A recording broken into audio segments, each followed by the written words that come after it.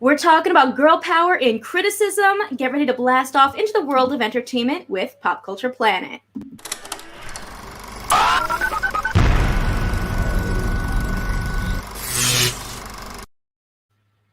Hello and welcome to the Season 2 premiere of Pop Culture Planet, a video podcast centered around diverse voices and representation in Hollywood. I'm your host, Kristen Maldonado, a TV and film critic, content creator, and champion for inclusion. And we're kicking off Women's History Month discussing women in criticism. Women have actually notoriously been underrepresented in this space, and a resource for the Center of the Study of Women in Television and Film as of spring 2020 said that women only account for 35% of all film reviewers, and out of all film reviewers, only 23% are women of color. On average, women also award slightly higher ratings than men to films with female protagonists, and women review more films directed by women. With that in mind, I wanted to bring together some of my favorite women in criticism to talk about their experiences. So joining me today is KB, host of the Color Grade podcast. Hello. Hi, thank you so much for having me. Thank you for joining. Welcome back. Also, Rachel Wagner of Rachel's Reviews, a Disney and animation expert and podcaster extraordinaire. And hi, everyone. Yes, hello. And brand new to the channel, Courtney Howard, who is a film critic and journalist. Thank you guys so much for joining me. How is everyone doing? Yeah, so much fun to be on. Thank you. Thanks for having me. Doing pretty well.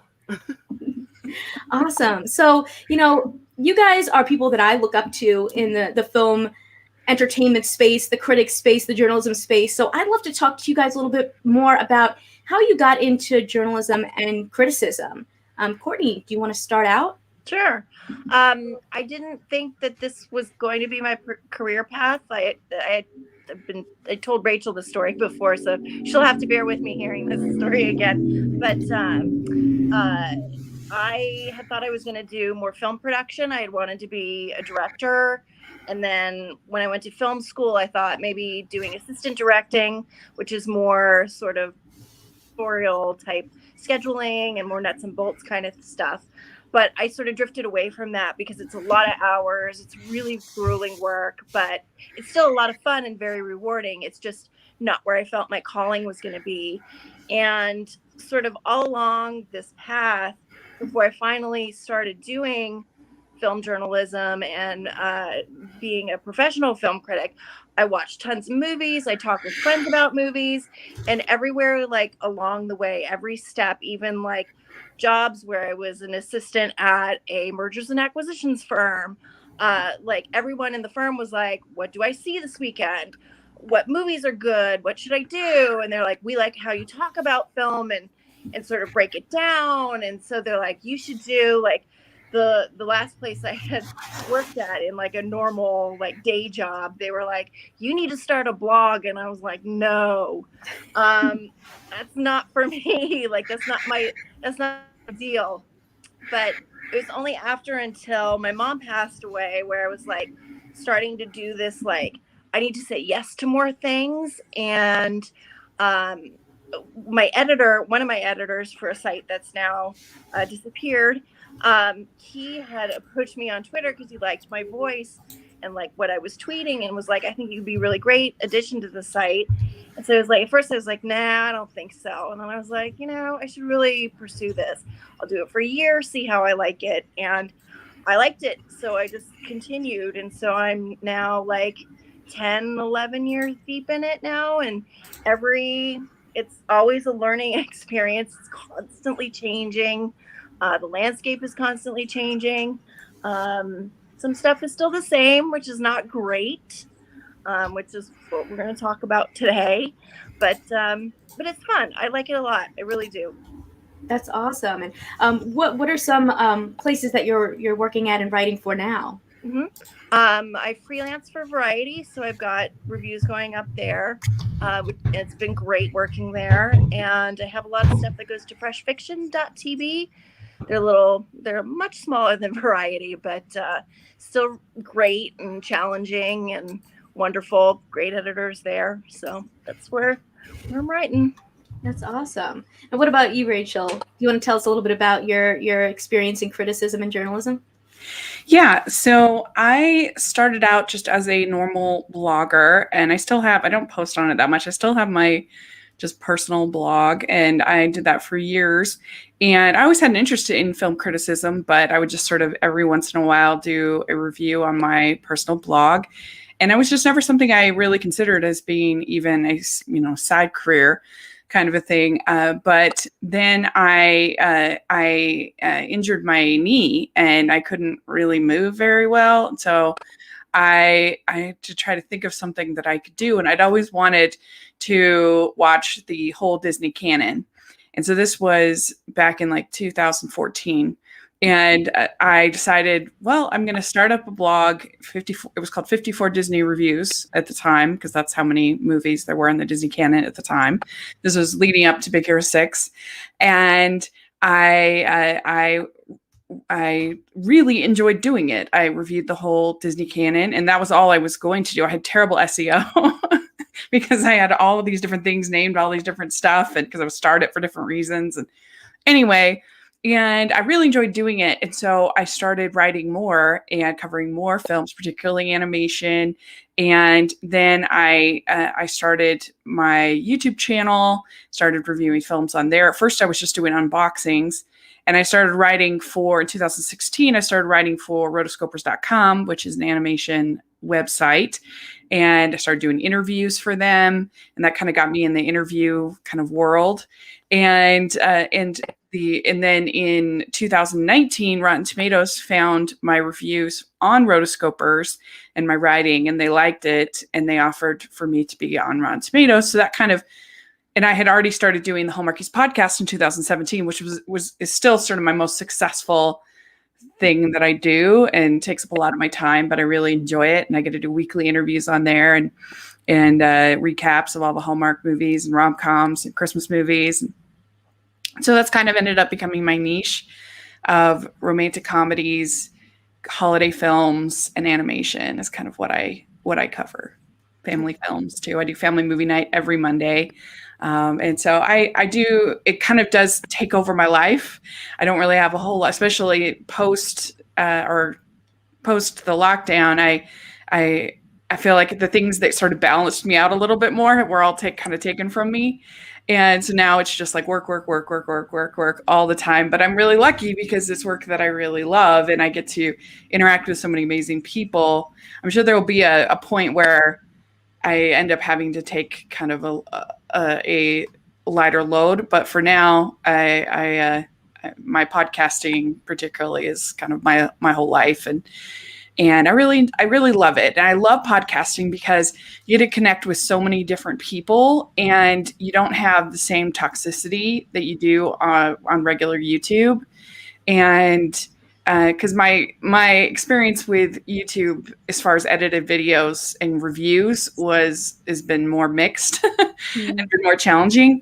But I've also done the female film critics panels every month since quarantine started, and that has been such an amazing experience. And was able to have Kristen and Courtney on there and many other people. And I would say as far as some of the people that I really looked up to was definitely, I was a big Siskel and Ebert fan growing up, big into them.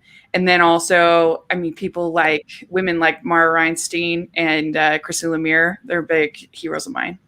Oh, that's awesome. Very nice. Let's get over to you, KV. Tell us a little bit about how you got into journalism and criticism. Yeah, so I've mentioned it here on your show before, but I started probably about 5 or 6 years ago in the journalism space. I actually started off strictly podcasting and not actually even doing reviews back then. I actually was just interviewing talent about kind of their body of work and the art that was coming out.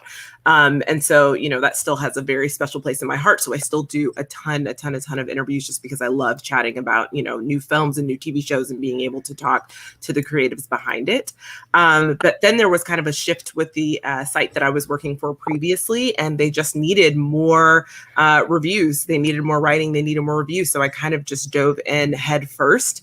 And I'd say my very first Sundance, so this was my fourth one. So yeah, the very first year that I went to Sundance was when I started doing reviews at a rapid pace, just because like the pace at Sundance is so fast and you're trying to get your content out. And so I had done so many reviews at Sundance that I was like, okay, this is awesome. So now I actually review on the Color Grade podcast, which Kristen has been a guest on. And so we, do TV and film criticism from a Black and Brown perspective. And so I'm the host, and I generally have a couple of critics on, and we do a deep dive into sometimes one, sometimes more, TV shows or films. And then I also kind of do my own reviews at the end of every episode for a weekly TV show and film that I also would recommend, and kind of giving you why you should do it. So kind of in addition to doing that, I co-host a show with Yale Teagle called Superhero Lady Hour, where we do deep dives and reviews, but strictly on superhero content. So that is the only thing that you are going to find there. So, at the Color Grade, we talk about everything under the sun, all TV shows, all films. But Superhero Lady Hour, we're strictly reviewing just the superhero shows and all over. I mean, because now they're pretty much everywhere. Amazon, HBO Max, the CW, literally everywhere. So that's been great. And then another place where I have reviews, Pay or Wait. So I have some reviews on Pay or Wait, and I have reviews on my own YouTube channel through the lens of Lady KB. And I kind of do this 5-minute film review for a lot of different, films there.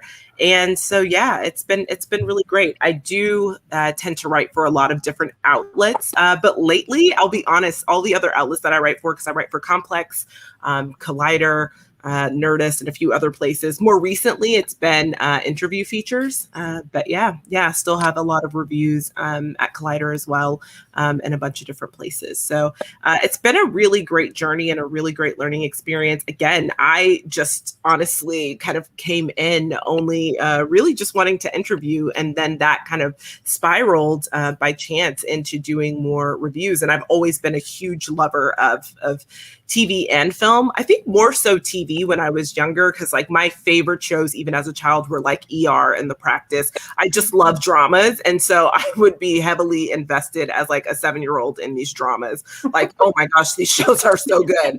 And my parents would be like, why do you enjoy this? Like, I cannot believe that your favorite show is The Practice. And I'm like, I don't know the legalities of it all. Like, I'm just so interested. And so, I kind of feel like TV, because I lean more towards TV because my heart is there.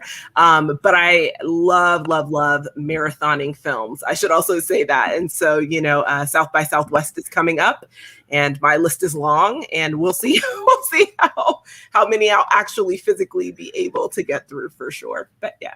Oh, absolutely. I love hearing from you guys because, we all come from different places, but we all have this passion for film and television, and we're all just like trying to do so many things, which I think is awesome, keeping ourselves busy, working on so many different projects. For me, I kind of also fell into journalism and criticism, like maybe not necessarily realizing that was going to be my path. I remember in middle school being part of the school newspaper, but, other than that, I wasn't really involved in a lot of things like that. But I loved theater, and I grew up doing a lot of musical theater. And when I went to college, I was like, all right, I'm gonna be an actress. I'm gonna be a singer. And I feel like in college you kind of sometimes go through those transitions where you're like, actually, I don't know if I want to go to this school. I don't know if I want to do this. I don't know if I want to do that. So I was trying to find my path, and I ended up joining the radio station at my school.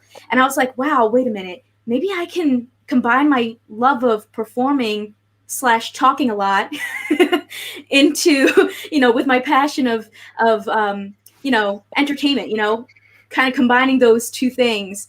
And, then I changed my major to journalism. I was like, all right, let's do this. And then when I was graduating, it was kind of, I wanted to be an on-camera host kind of deal. And they always said, if you want the experience, you kind of have to give yourself the experience, go outside and record yourself doing a stand-up. And I was like, okay, well, what if I go and just record myself talking about these entertainment things I'm interested in? And so I started a YouTube channel, and I kind of was trying to figure out along the way. I would write for these different publications while I was interning and stuff. And then slowly my channel started forming into what it is now, which is television reviews, movie reviews, occasional interviews. And then just the more that I've gotten involved in this community, it's like inspired me to do other things, like form this podcast where we can bring people of different backgrounds together to talk about, these things that we're so passionate about, but especially highlighting, people who are more underrepresented. So, like women in criticism, for instance. So yeah, that's a little bit of how I kind of got into where I am. Now, for you guys, what is your process like as a critic? What do you, how do you kind of go about how you're going to review something, how you decide what you want to tackle? Maybe KB, if you want to start. Yeah, sure. So for me, it depends on one of two things. So if I'm doing a podcast review, it's actually a little bit easier. So whenever I'm watching content, I take like pretty extensive notes. So these virtual fests have been like a godsend because I'm rewatching it so that I can get more notes in over and over again. And then, as you know, Kristen, because you've been on my podcast, I like to provide like show notes for the guests. So I'll do kind of a deep dive based on my notes and figure out kind of what some high points are and what kind of the things that are most exciting about this piece of art, or the things that made it terrible about this piece of art that we want to like dive into and get into. If I'm writing, my process is the same in the sense that like I'm still using those notes, but a little bit different in how I'm going to scale it. I like to be very transparent in my reviews. And so something that I found or that has challenged me is me creating kind of these 5-minute film reviews on my YouTube channel. That's like the hardest review for me to do. One, because it's only 5 minutes. So I got to like break down and get to the nitty gritty and the points and like, do I like this? Okay, why? What are some things that, even though I like it, I still like to have a balanced review in the sense that like, I might like a body of art, but it's very rare that I see a film or a television show that's like 100% perfect. And so I still want to be able to lean into those moments that are like, listen, I liked it overall, but this was kind of cringy. And so, like recently there's some things going around on the internet about Ginny and Georgia. Makes sense, all valid points, but like overall, I still liked it. So I like to still kind of give the balance. Like, sometimes we love a show that's fun and messy. And it doesn't mean that everything about it is perfect by any means, but like overall, I still recommend Ginny and Georgia. I did on my podcast. So, it's kind of like, I still recommend it, but definitely there are some red flags there. So I like to keep it balanced in the sense that like, because even some films, it's also very rare that I just hate everything about a film. I'll still be like, hey, this didn't work overall. Or for a TV show, like we talked about Selena, the series, like, guys, overall, definitely not for me. And there were some points that I liked, but like also I'm still invested because I got to see what happens in part 2. So I think, like my process really just stems from, we start with notes and then kind of go from there and figure out like, all right, first things first, high level. Did you like it? No. All right, let's tell them why. And, let's toss in a few things that are like, you may like this, but like overall, it wasn't for me. Nice. What about you, Rachel?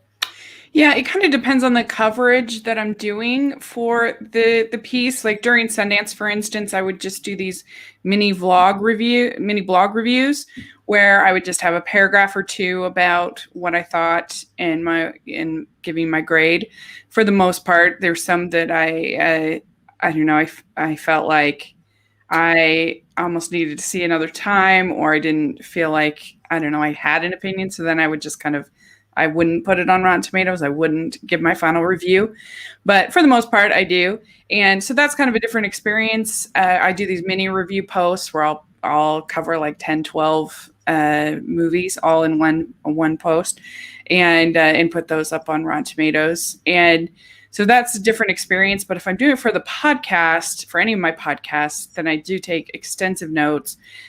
Or if I'm doing like a longer review, more of an analysis with a perspective and more of, as opposed to just kind of a did I like it, not like it, more of a essay type of post, then I will take pretty thorough notes. And it's always an interesting experience because you'll watch something and you enjoy it. And then when you watch it preparing for the podcast, it can be a very different experience. Like I don't think my overall takeaway is usually different, but I don't know. It's just an interesting, usually I think for the better. I think I get things out of the experience that I wouldn't have gotten otherwise. And also from talking with my fellow co-hosts and guests that I have on, it definitely helps you to see different perspectives and things that you wouldn't have noticed otherwise. And so I think overall it's a really positive experience. Every once in a while, I'll do a review on YouTube, usually things that I don't think will be all that toxic, just because, I don't know, I struggle. That's something I struggle with. And I know it shouldn't be a problem, but I have a hard time dealing with all of that. And I'm working on it. And I recently did a review of Tom and Jerry, which I'm like the only person that liked, I feel like. But that was a fun YouTube review that I did. I love animation, and I want to try to highlight and get as much attention to animated films and the whole medium as I possibly can. And so, yeah, I mean, I think it just kind of depends on what the coverage is. I'm not a big fan of segments in my podcast.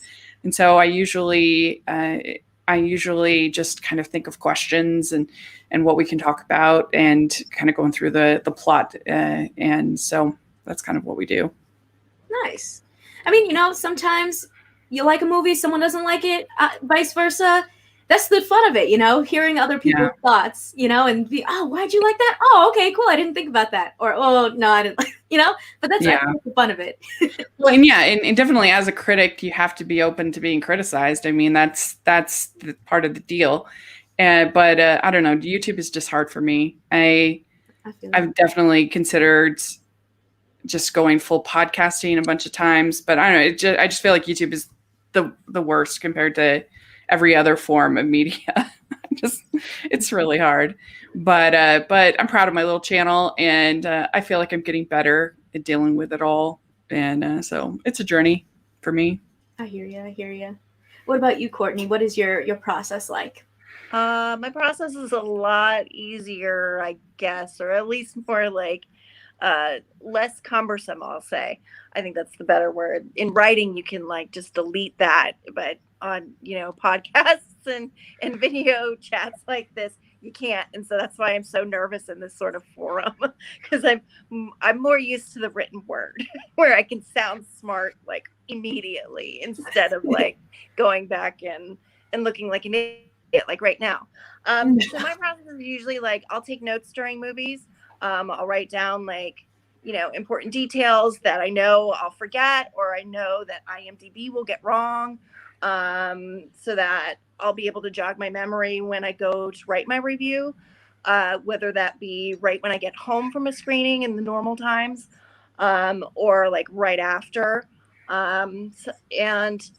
So like that's for like regular screenings. If I'm at a festival or doing festival stuff and I'm catching things sort of in between, I'll try to write on my phone in line, in the notes section. I'll jot down as much as I can and try formulating the review so I can get that up and done and sort of cleanse myself of the feelings, my immediate feelings about a movie. But it's just really easy. I mean, it's really just, I won't say easy, because it is hard to find the right words to quantify what you like and what you don't like about a movie.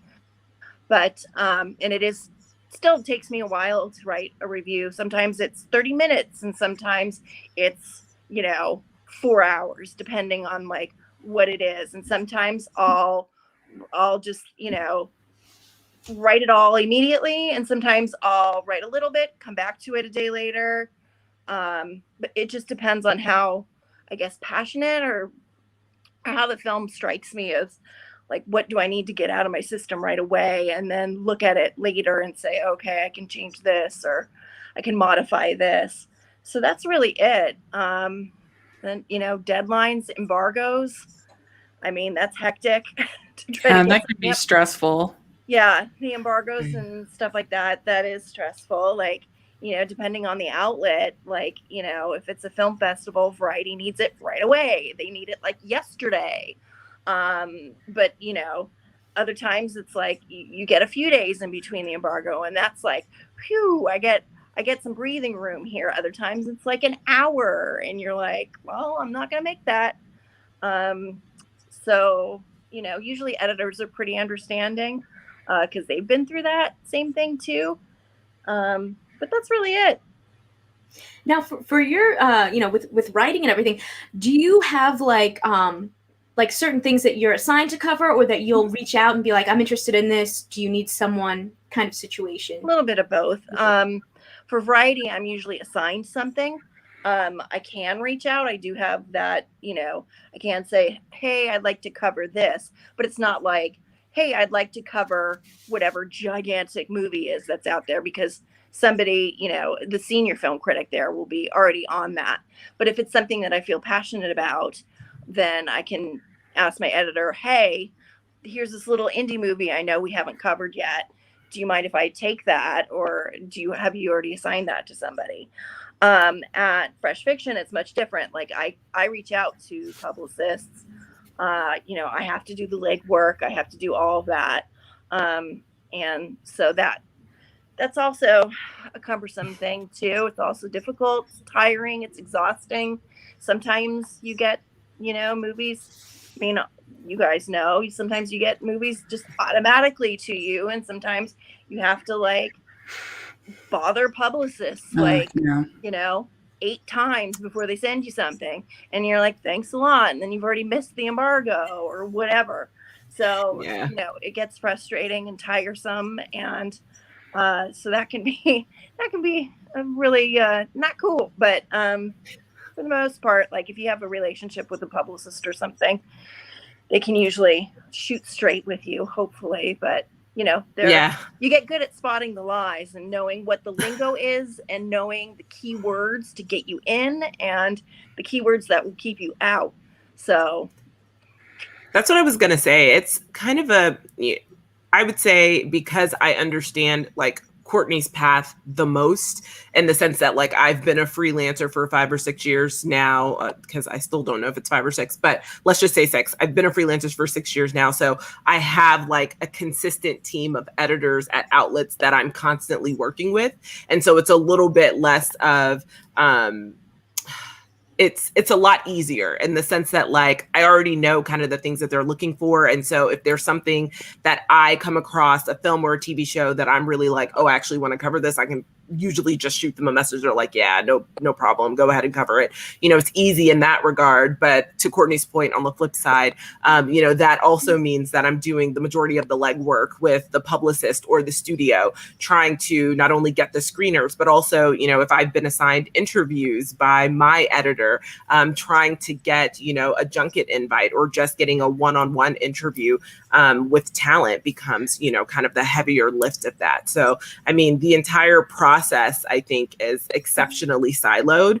And so it's kind of one of my points that I bring up every year for film festivals too, because if you throw in film festivals, we have an additional layer of things that need to happen. And so I'm constantly bringing this up with people that, there needs to be open dialogue and open communication, because everyone has an assumption of how the process works, which is so wild to me that they just don't ask. Because, if you just ask, we are happy to tell you that it actually doesn't work this way, but it works this way. And so, 9 times out of 10, your editor may say, yeah, I want you to do this interview. But I've also had editors tell me, oh, they've already told me no to getting that interview, but please feel free, to like chat and try to get it as well, or try to get an early screener for that. They've already told me no. So it's just an interesting dynamic to have to always kind of maintain within this industry. Yeah, I definitely relate to that. Like, for on my end, like, I'm doing all my stuff on my YouTube channel. So there's nobody but me to, be the person reaching out to press, pitching the ideas, pitching the interviews, editing it, filming it, figuring out like, what coverage direction are we going in? Do I want to do a review? Do I just want to do an interview because maybe I didn't feel super strongly, but I think it's an interesting story still? Or do I want to do something deeper, like an explainer? And like, sometimes I'm thinking like, wow, why do I have so many? I'm one person. I can't do all these movies. And I have a full-time job outside of this too, which I'm sure a lot, so many people also, are dealing with, because it's a tough field. So I'm like, when I'm also doing this process, like I'm reaching out, hoping that someone will say yes. I'm writing my notes in my phone. The notes app is my best friend. I just like all my notes are in there. And then I'm like, okay, well, what do I want to do? Did I like this? Did I not? What do I do if I feel in between? All right, maybe someone will do an interview with me so then I can still cover it. But just what other ways can I kind of like get my coverage out there and show that like I'm a reputable source to like be covering this content and get my voice out there. It's interesting now that they are starting to, I've had publicists ask me to send them links to my tweets, like about a film. Wow. Yeah, just like the thoughts that I had, my like initial reactions if I did like a Twitter thread, because I've done that before. Like after I've seen a film and the social embargo's up, then I'm like, oh, I'll probably like tweet out maybe like 5 tweets about my initial thoughts, and they're like, oh yeah, please send that. So like I guess in their mind it's kind of like also a new form of coverage, like just a small bit of coverage, obviously, because you're just getting high level and you're getting a social reaction. But they have asked me, to like send them kind of the thread that I did, and they're like, okay. And then also when you do the interview, of course, kind of send those coverage links back. And if you do a review, but it's so interesting now that they're even asking for more social things. But I actually have gotten that quite a bit, particularly in 2020, as we know, we've had to pivot in a lot of ways. Yeah. They're definitely asking. That's actually kind of cool because it's like, 2020 is the year that I feel like I've been like taken more seriously as a critic and actually been able to get access to things and get interviews and get into festivals that maybe I wasn't able to get into before. And, I think social media, like if you tweet about a movie, that has an impact. Like people are good. It's not a review, like a full review, but like people see that and they're like, oh, I want to check that movie out. What are my thoughts on this? Like there is like impact or like influence in sharing those thoughts, even on like a smaller scale. But I do think it's really cool that like, I guess like non-typical outlets like YouTube and things like that are being taken more seriously because, like I went to a panel at VidCon a couple of years ago that was saying that like when people watch, let's say, this is not exact numbers, but like an hour of television, they're going online and searching on YouTube for like, explainers, reviews, things like that. And they'll watch 3+ hours to each hour of television that they watch of someone talking about a project. And it's interesting that like, people weren't taking that so super seriously before, but now it's like,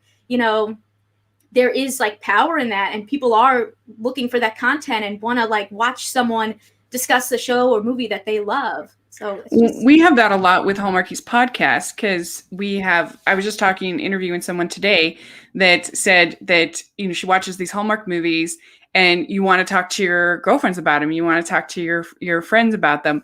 And so that's what we as a podcast can provide, basically that like group of girlfriends that you can talk about these fun rom-coms with. And so that's kind of what we do. And I guess my situation, I would love to get published more, and that's definitely a goal of mine. But as the leader of the Hallmarkies podcast, my role is kind of to make sure everything is effective and goes off as smooth as possible. We have 8 co-hosts total that, you got to make sure that you've got we post at least 3 episodes a week. That and we always post on Wednesday. Mondays are always our interviews, and then we have a TV recap, whether it's one called The Heart or Good Witch or one of the other shows, and all that has to be coordinated, all that has to be edited, all that has to have thumbnails, and we have sponsors that have to be coordinated. So it's a ton of work, but I'm really lucky because I really love what I do, and so it's kind of a joyous work. I really, really love working with all the women and getting to have the cool interviews. And I feel like interviews are kind of the little reward for all the hard work because they don't do as well as you'd think they would do, even if they're pretty big names, at least in the Hallmark world. But a lot of times, most of the time, our recaps on Wednesdays do better than the interviews on Mondays. but cumulatively all together, we're able to get our reach up there, and we're able to get our sponsors and other things, and keep growing as a podcast. And it's something I'm really proud of. But I feel like a lot of the times I have a whole bunch of balls in the air, because I also have my film critic stuff. But you know, part of the challenge is part of the fun of it as well.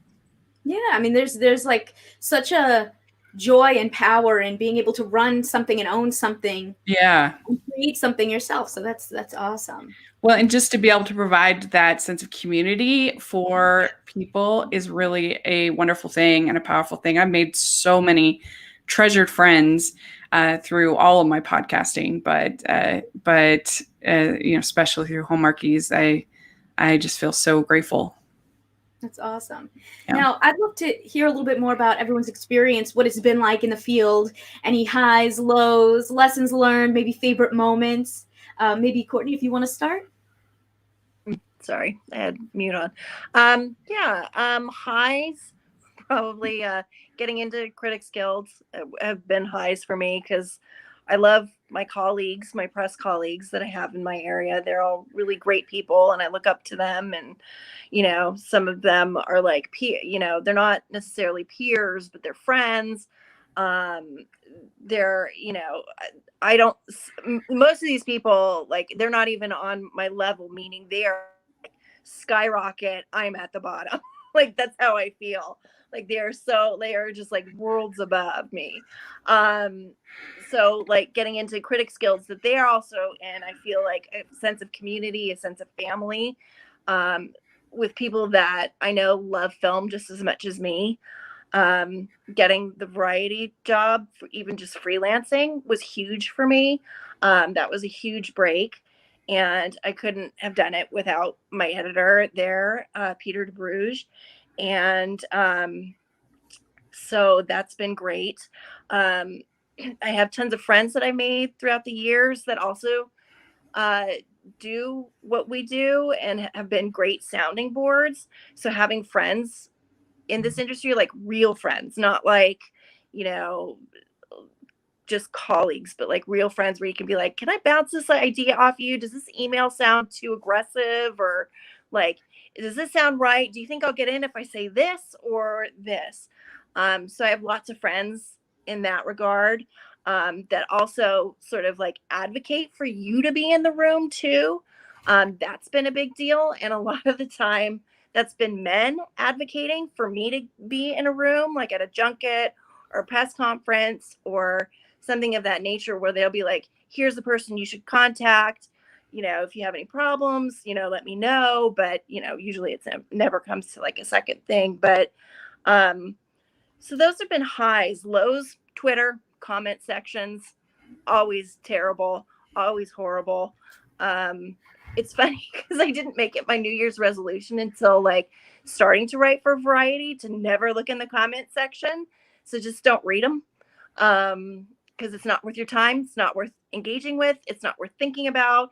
Usually comments make me laugh because they're so unoriginal and stuff like that. But some are just so dumb.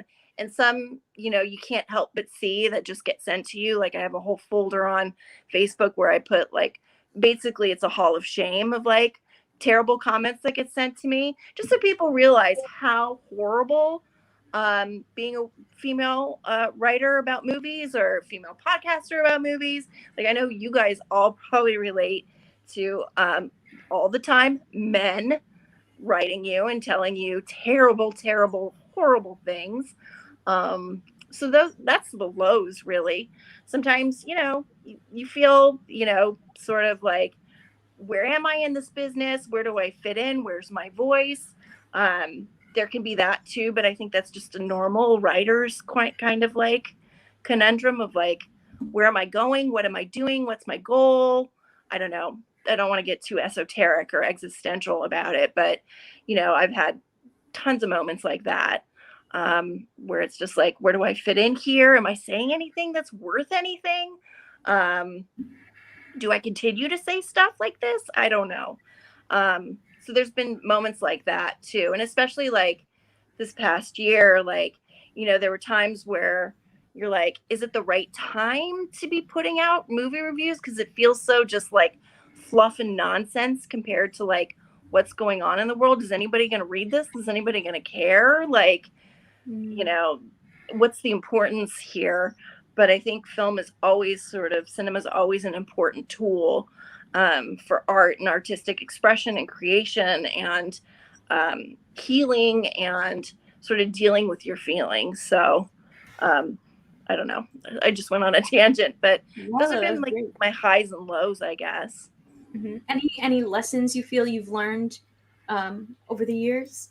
Well, I want to say real quick, Courtney totally pays it forward, by the way. I'm going to embarrass her because she is so helpful.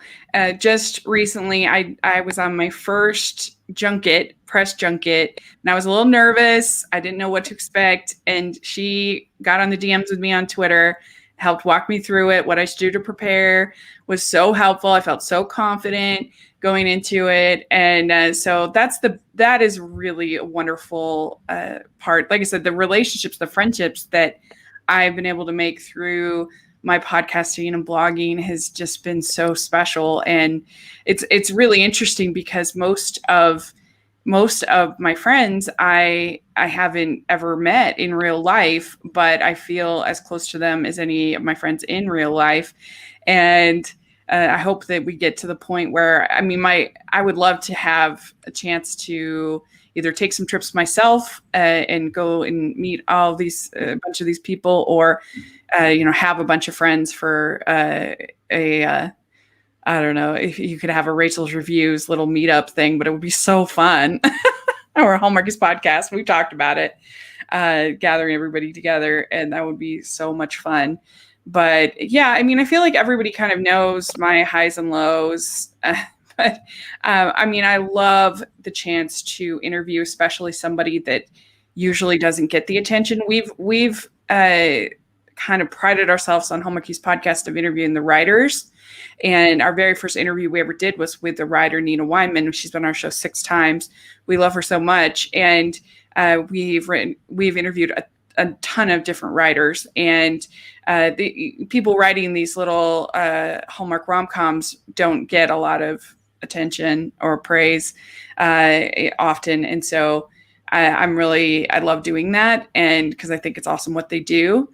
And but I think I even enjoy those kind of smaller interviews more than the kind of the big names that get exciting. I've really enjoyed every interview I've done, but some of those are very, very satisfying. I also really loved the chance to review the Disney canon with my friend Stanford. We do that once a month, and we just have a random number generator tells us which one to do.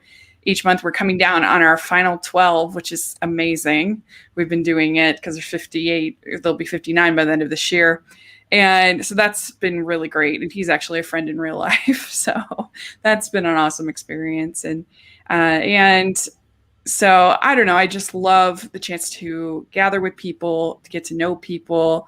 And I think to realize a skill that I wouldn't have understood that I even had before, the ability to talk with people and interview people. And the other day I was doing something for church, and I was interviewing one of our church leaders. And when we finished, they said to me, "Wow, you're really good at this, aren't you?" I said, "Oh, thank you." That's the best compliment, is when they say, "Oh, good question," or yeah. "You're really good at this." Like, you feel so like, oh, enriched. Yeah. And so that's been a fun thing too, to just sort of explore your talents a little bit more and realize that you can do things like that you wouldn't have. Because everything I've learned has just been through trial and error. Everything about editing, everything about interviewing, everything about podcasting, all the sound, lighting for videos, all of that has all been stuff, anything in Photoshop, all I've had to learn just through trying to figure it out. But that's great. My downside is, like I said, I struggle with the toxicity at times. I need to get better at that. I'm working on it. I'm trying. I think I have gotten better, but particularly superhero movies. I don't know how you do a whole podcast on superhero movies.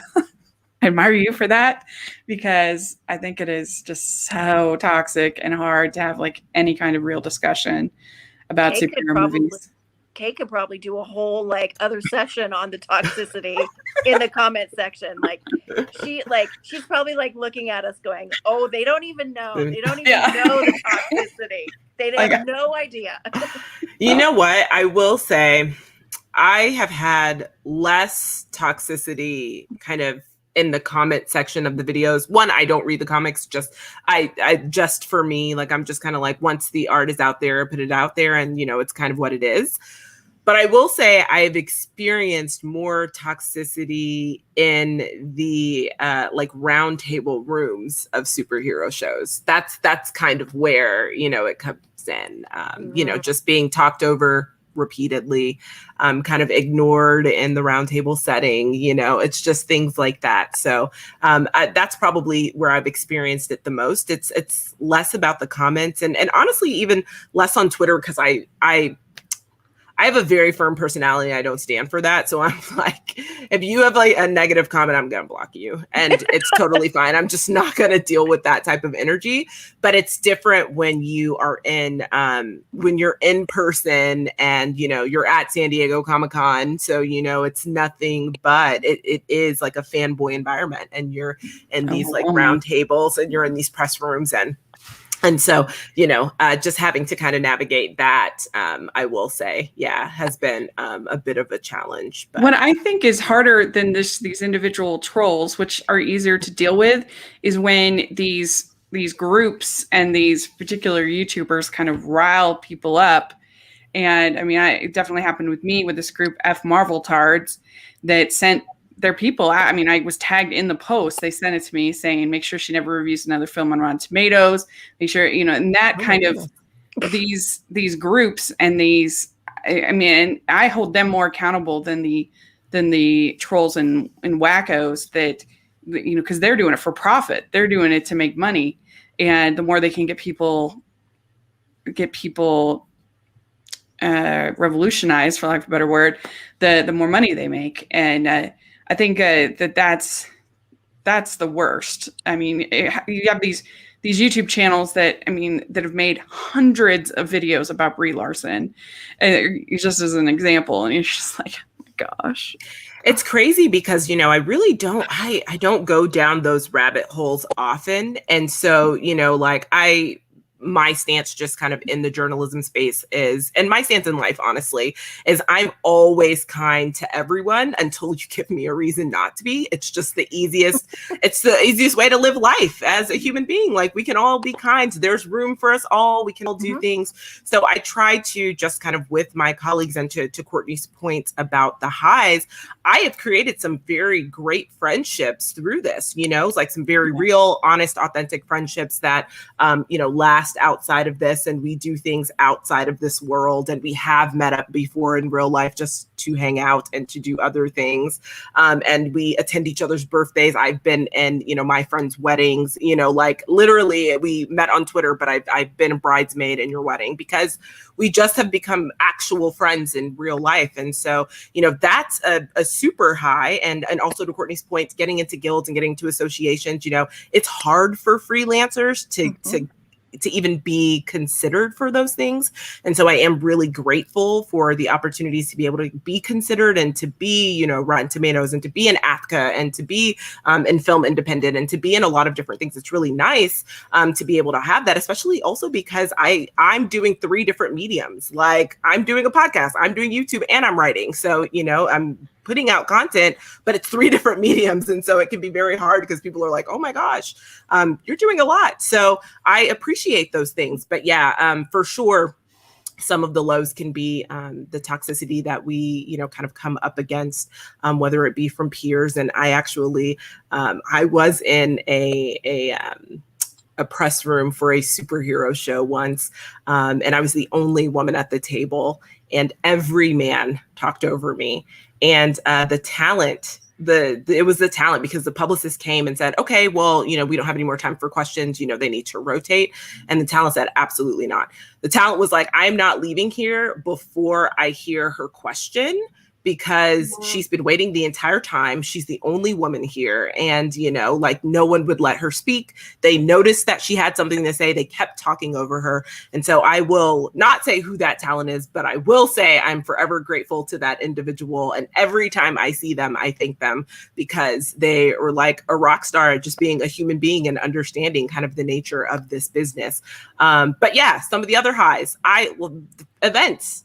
Sundance is my favorite. Kristen knows it's my favorite film festival. I love it. I adore it. TIFF is one of my favorite festivals. Comic-Con's my favorite event probably of the whole year. It is, you know, apart from kind of all the things that Rachel was sharing just in terms of like the sci-fi fanboys scenario, it is one of the best events to attend in person. I would highly recommend it for everyone if you haven't been. It's definitely a different type of universe.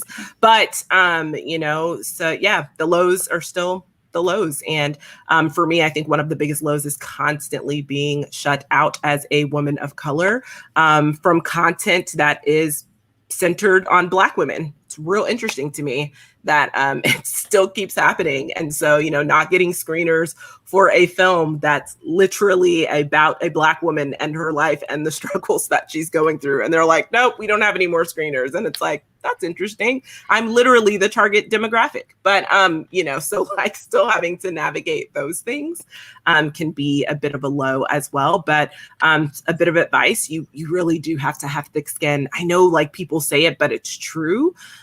You will be told no 100 times a day. Legitimately, we've all been told no about something. No to this interview, no to this screener, no to this.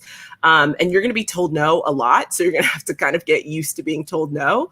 And you're going to have to get used to talking to multiple people and kind of going around and figuring out and navigating the system and talking to multiple contacts. So I don't mind sharing things with other critics because I do 100% feel like there is space for us all in this industry.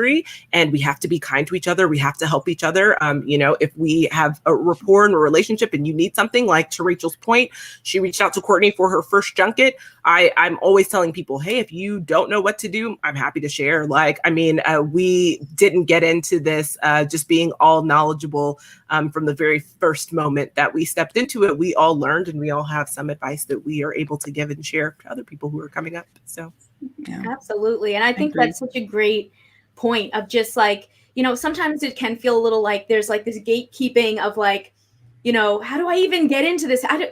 Earlier this year or last year, I didn't even really know what a junket was, you know, and you can't just Google it, you know, the answer doesn't come up, you know, and then when you have people that you can reach out to, Sharonda from Pairweight has been such a great resource for me of just like, if I have any questions, she's like, just ask me. Even just simple things as like her telling me, just try again. I'm like, oh, wow. That worked. Just try it again. Who knew? Literally try the same person again, or try a different publicist, I mean, like sometimes you honestly are talking to like 3 different people to figure it out.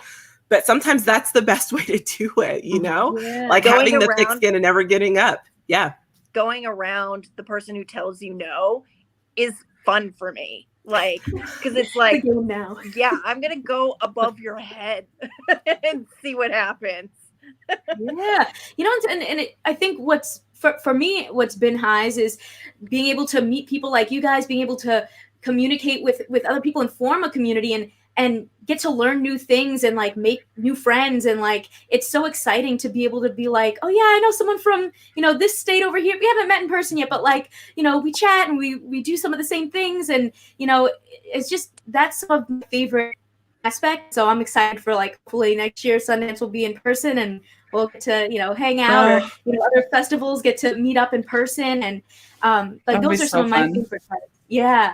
And, you know, like Katie mentioned, some lows is, you know, that, you know, getting locked out of things that you know, especially things that you would think, oh, okay, as a Latina, you would think maybe they'd want me to cover this Latina show. If you don't want me to, I'll figure out another way to do it. No worries. You know, and I one of the lessons I feel like that I've learned is just connecting with people and asking questions and, you know, forming groups. I have a group of friends that we're in a Discord, and Rachel, you're part of it, that we just will ask each other questions. What did you do for this? What do you think of this? Are you doing this film festival? Did you like this movie? And one of the things that I really took away from that group was just persistence. You know, it's so easy, especially as a woman, I feel like, to reach out about something and then you don't hear back and you're like, oh my God, I don't want to ask again. I don't want to be annoying. And like, I felt that. And then just hearing from other people being like, just ask again, like, just keep asking, like, who cares? And then it works, you know. If you gotta ask 8 times, I'll ask 8 times. And I mean, to be honest, they're getting like thousands of emails. So like sometimes they honestly just did not see it or get it or didn't do anything, because there's, you know, thousands of us trying to get the same opportunity. So yeah. You know, then by doing that, maybe they'll remember you, and then you network. Like I've been starting to email about South by Southwest already, and there was a couple of emails that I got back that made me feel really happy, because it was just like, oh yeah, I remember you. I remember your name. Sure, let's do that. I'm like, you remember your name? Okay, cool. So maybe this will be a little bit easier now to cover this project, you know. But you know, it's definitely, I think, something that I feel like I learn every day, like something new, and meet new people, and get a chance to talk to new people, and find out more of just like different experiences, which is always helpful. Yeah, I think also just having an attitude of gratitude for all the experiences that you have, even if you didn't like a movie or things didn't go well or frustrating, to really try to be grateful to the publicist, be grateful to your co-hosts, your guests, your editors, whoever it might be, is to make sure to say thank you and to let them know that you appreciate their efforts. I think it goes a long way, and just being a happier person in general.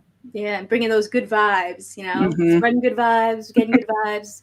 And also always send your coverage links. Yes. You know, it can be hard to remember sometimes, especially if it's like a very busy week. I mean, there was like one point over the summer where I swear everyone had their virtual junket within like 3 days. And I was like, guys, and it was funny to see the journalists in the junkets be like, I only have 5 more minutes in here. Like, sorry, because I have to go to this one and then I have to go to this one. And so like just trying to navigate it, but definitely always send the coverage links. I think that they're always appreciative when they don't have to go search for the links and they know that the coverage is there. And one way or another, I think that also helps to build a lasting relationship.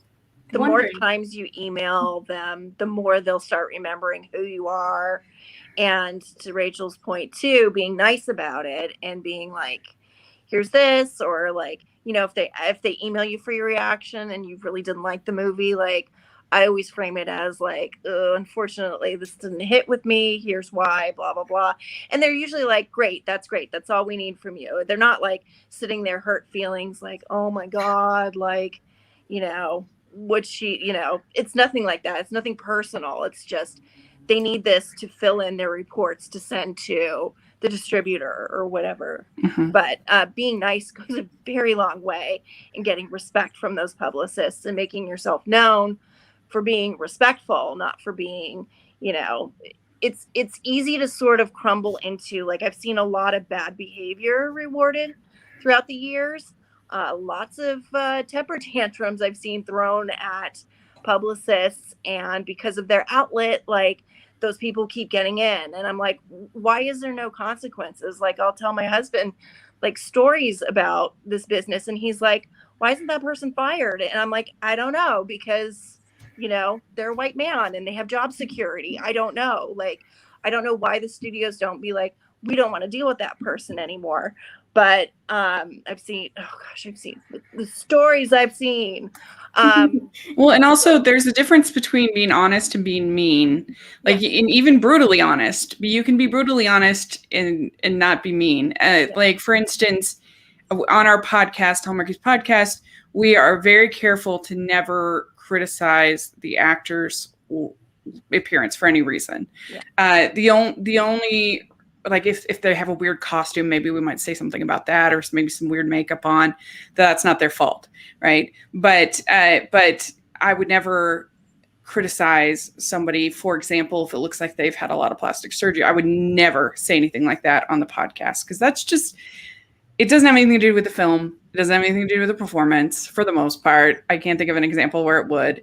and it's just getting mean, and it's not helpful. It's not telling you anything about the story or the characters or anything like that. And so you see the whole angry critic shtick, which luckily I feel like is kind of not as popular as it used to be, which is I'm grateful for. But still, there's the hyperbolic people that get personal and get mean, and I think that just, I don't know. I just don't respect that.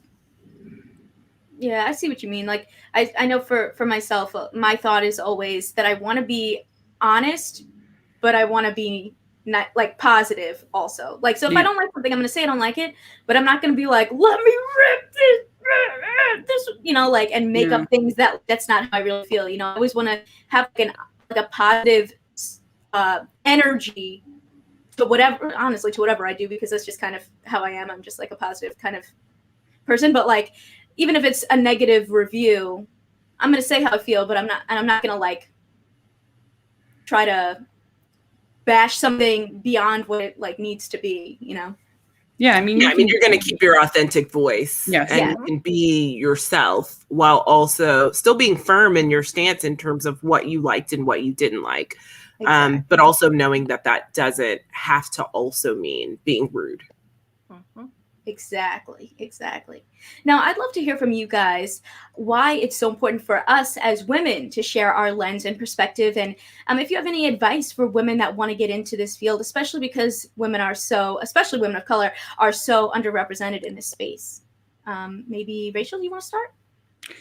Yeah, I think it's very important to have female perspective. I mean, especially we have all of this product that is created for women. We need to have some critical analysis in those spaces, saying whether it's quality or not quality. And otherwise it just becomes this thing that's a mess, and it doesn't get any better.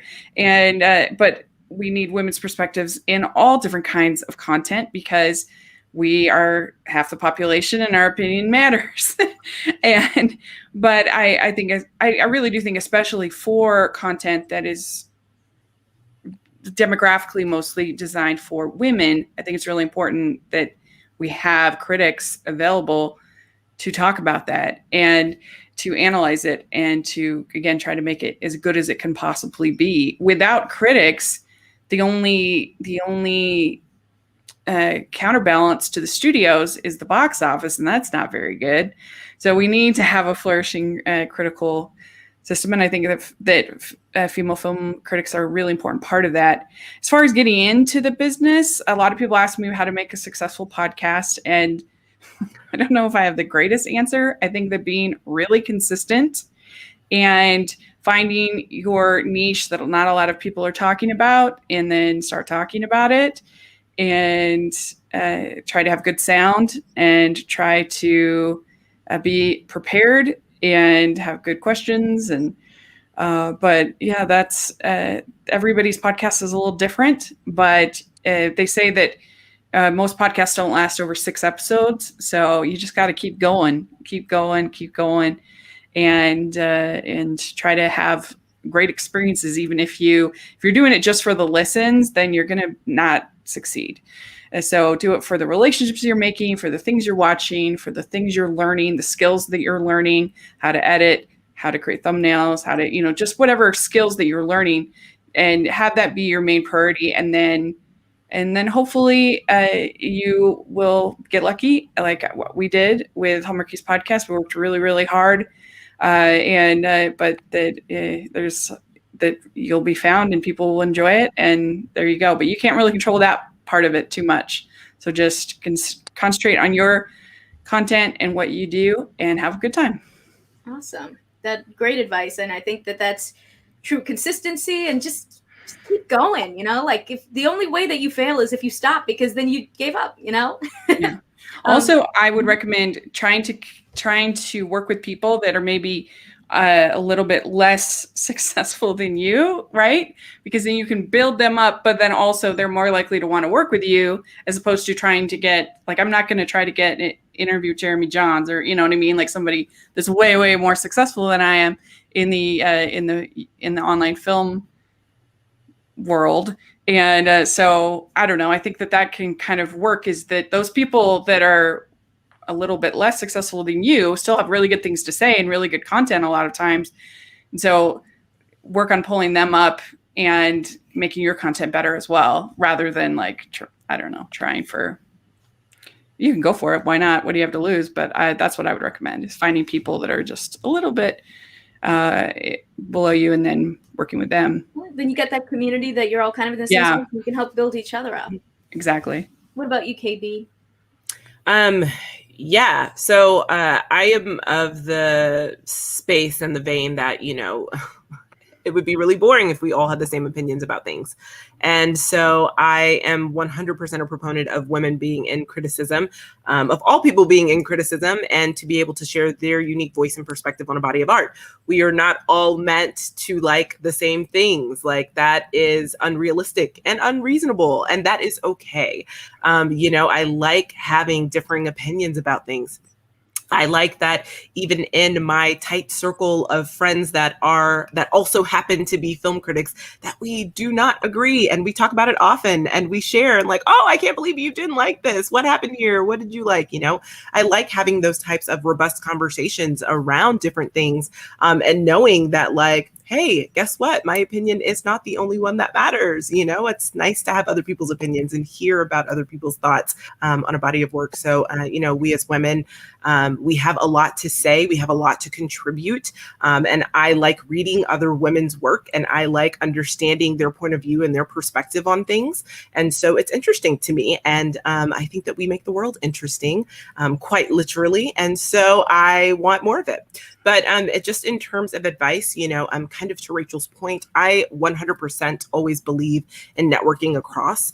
And so I do have a corporate background, and, it's interesting because that's not traditionally what they say, but I've always found the most value, even, with a day job and even working in this industry, of networking across and doing content and doing things and partnering with my peers to put on the content that we want to see. So, doing this podcast and having you guys on, and, like having peers on, that's something that I love. I feel like that's success to me, because we're able to create a space that, isn't always readily available and isn't really there, particularly with like the color grade. There aren't a ton of podcasts for Black and brown people to be critical and objective about TV and film in the way that we are. And it's nice to be able to just network across and have people on that I admire and whose work that I enjoy, and just to be able to talk about these things and do a deep dive. I love it. Oh, did you freeze a little bit? Oh yeah, we lost. She was back and then she disappeared. Yeah. Oh no. Oh, we lost her.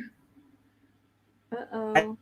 I love Oh.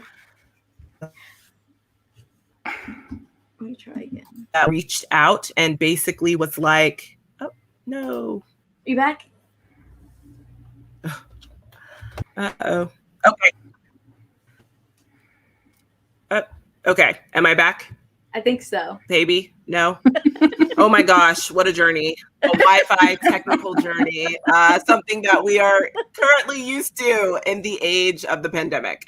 But like I was saying, like when Lovecraft came out, Sharonda reached out to like a group of us and was like, hey, do you guys want to like join me on this live after show so we could do a deep dive into Lovecraft? We're like, yeah, absolutely. And I like signed up to do 2 episodes, and then I was on basically all of them. And so, it's just kind of like, those are the types of things that matter. So when you're getting into this business, also think about networking across and just working with your peers on creating what you want to see or what you feel like is missing. And also, man, everyone has said this before, but honestly, just being kind to people goes a long way. And I literally mean kind to everyone, and holding the door open. I fundamentally do not believe in gatekeeping. I just don't understand the point.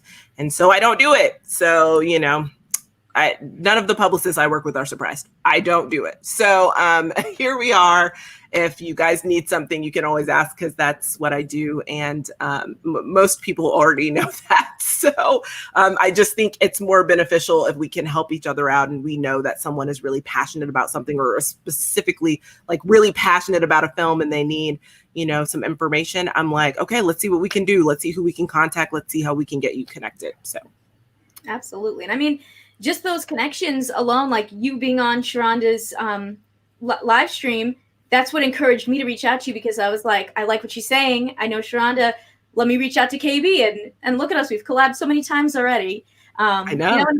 It's just nice to be able to, meet different people and connect, even though none of us are near each other, It's true.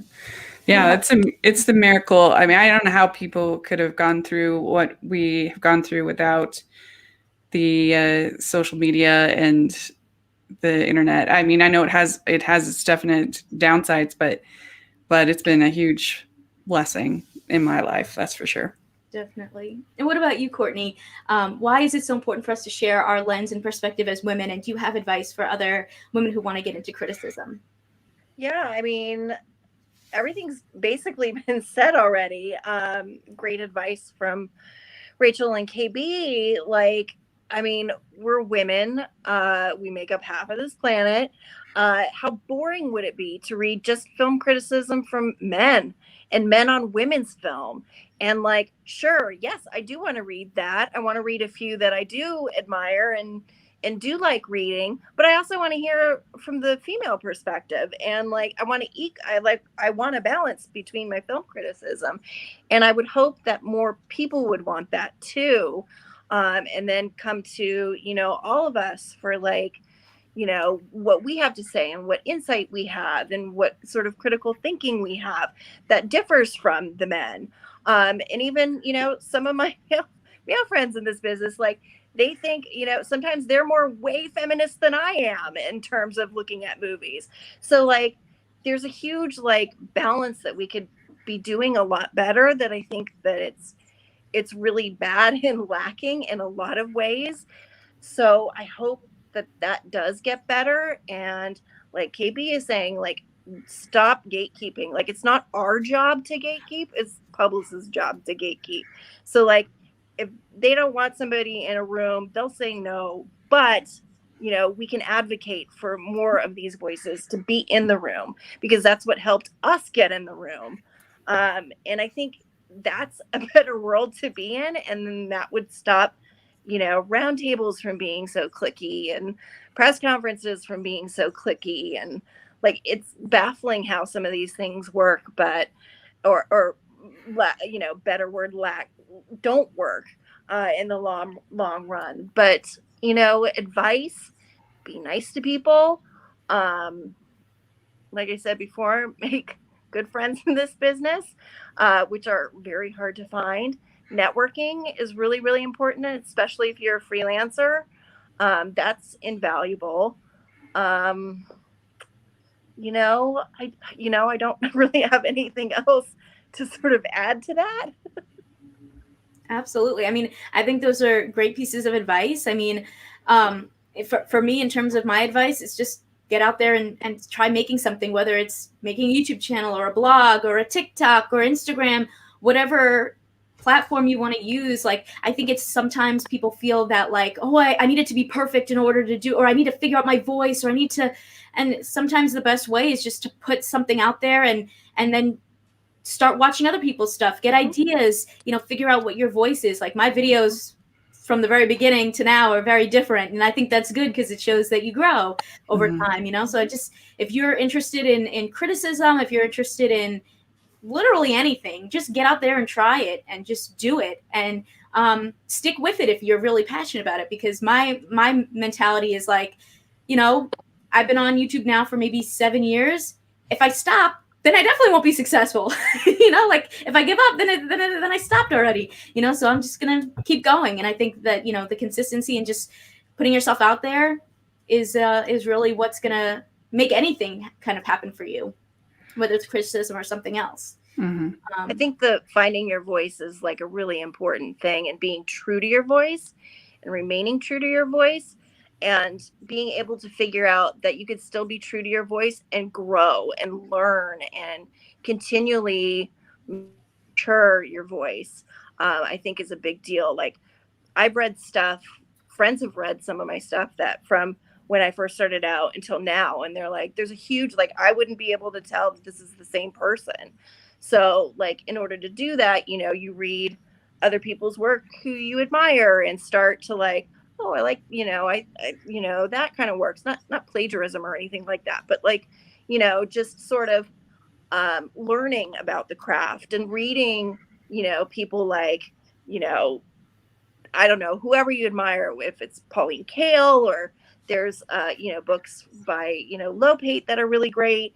Like, you know, Siskel and Ebert, old reviews, just watching those on YouTube are kind of awesome and sort of, I don't know, comforting it sometimes, to see them argue and sort of, you know, butt heads and stuff. But, you know, being true to your voice, I think, is a big deal. And, you know, you touched on that. I think that's a big thing for writers and for anybody in this business. Absolutely. I want to bring up a quick comment from Ronald Smith. What's up, Ron? He just says, I've been loving this conversation. Very honest and genuine. Thank you for joining us. Love Ron. Yeah, right. Ron is the best. I want to thank you guys so much for joining me. And if you are interested in checking out KB, Rachel, and Courtney, do you guys want to share where people can find you? KB, do you want to start? Sure. So I am on Twitter and Instagram at the Lady KB. That's TheLadyKayb. And you can check out the Color Grade podcast on your preferred podcast listing platforms. You can also check out my YouTube channel through the lens of Lady KB. I host a lot of interviews there, and of course the 5-minute film reviews. And then there are some video interviews for the Color Grade podcast housed there as well.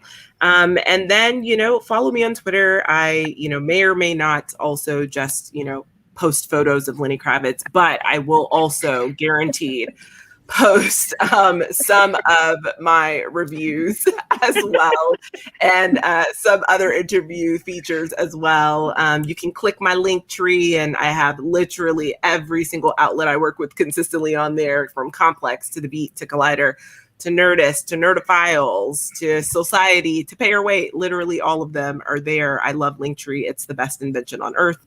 And then on Wednesdays, if you're around at 4 p.m. Pacific, 7 p.m. Eastern, we have Super Lady Hero Hour on Fanversation's YouTube channel. It's myself and Yel Teagle, and we do a deep dive into all things superheroes, and we do weekly reviews of all of the superhero shows for that week.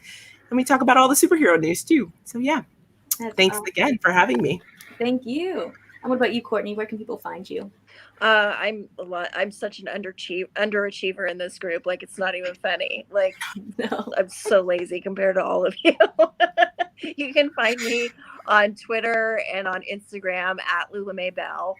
And then, like, you know, if you're looking for links to my reviews, you can see them. I'll link them on Twitter and stuff, but you can mostly find them on my critic profile on Rotten Tomatoes. That's it. Awesome. And what about you, Rachel? You can find me at Rachel's Reviews, all over social media, iTunes, YouTube, and on Rotten Tomatoes. Check that out. And then also you can find me at the Hallmarkies podcast. And like I said, we post at least 3 times a week, almost every week, in way more at Christmas, of course. But we have all things rom-com, holiday, and we have and Hallmark, and we have a ton of fun doing it. And so even if you don't think that it's your thing, you might actually enjoy the podcast, because we're pretty funny, I think, and we have a good time. So check it out over there, Hallmarkies podcast. Holiday movies are everyone's thing, Rachel. Yeah. Join us. They are now. They're so good. Everybody's thing now. And we cover holiday movies year round. Yes. Absolutely. And of course, all these links are in the description box below. So make sure to go follow everyone. Go check out all of their work. I mean, these women are amazing. That's why I wanted to bring them all together, so we can learn from them, suck their brains, and just get all the information about criticism and what it's like being a woman in criticism. So thank you guys again. And if you're interested in following the podcast, you can follow me pretty much everywhere at Kmaldo, or the show at Pop Cult Planet. Also, if you're interested, you could support the podcast with your very own Pop Culture Planet merch. I have t-shirts, sweatshirts, and stickers available at teespring.com/store/Kmaldo. New episodes of Pop Culture Planet air every Thursday at 6:30 p.m. EST. If you watch the live version on my channel. You can also listen on all podcast listening platforms from Spotify to Apple Podcasts. And if you enjoyed this episode, consider subscribing so you know when a new one's posted. Rate and review this podcast and share it with your fellow pop culture lovers. Thanks for listening. It's been a blast, and I'll talk to you next week. Bye. Bye, everyone. Bye.